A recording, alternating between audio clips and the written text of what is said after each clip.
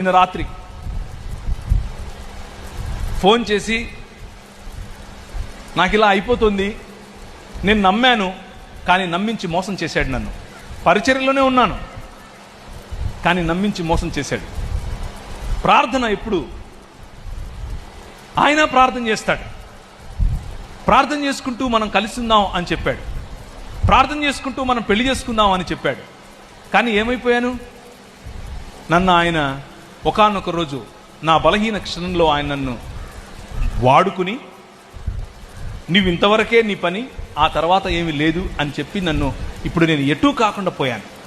పరిచర్యలో ఉండాలంటే భయం, ప్రార్థన చేయాలంటే భయం, బైబిల్ చదవాలంటే భయం, పీస్ లేదు, దేవునికి వ్యతిరేకం అయిపోయాను. ఏంటి ప్రభువా నేను ఇలా అయిపోయాను అని రోజు చచ్చిపోవాలనుందన్నా. ఈరోజు రాత్రి చచ్చిపోదాం అనుకుంటున్నాను, అందుకే ఫోన్ చేశాను. నిన్న రాత్రి వచ్చిన ఫోన్ ఇది. ఇక్కడ వాక్య పరిచర్య అయిపోయి ఇంటికి వెళ్ళిన తర్వాత వచ్చిన ఫోన్. పరిశుద్ధాత్మ దేవుడు పని చేస్తాడు. నేను చెప్పింది ఏమీ లేదు, పెద్దగా వినడమే. Just listen to him. వినటమే. విని అమ్మా దేవుడు క్షమించలేనంత తప్పేం చేయలేదురా నువ్వు. పరిశుద్ధాత్మ దేవుడు ఆయన నిన్ను హత్తుకోవటానికి, నువ్వు ఆయన బిడ్డవి, నువ్వంటే ఆయనకు చాలా ముద్దు. వాడెవడో కోన్ కిస్కగాడు, వాడు వెళ్ళిపోయాడు, వాడి కోసం నీ జీవితం నాశనం చేసుకుంటావా? నో.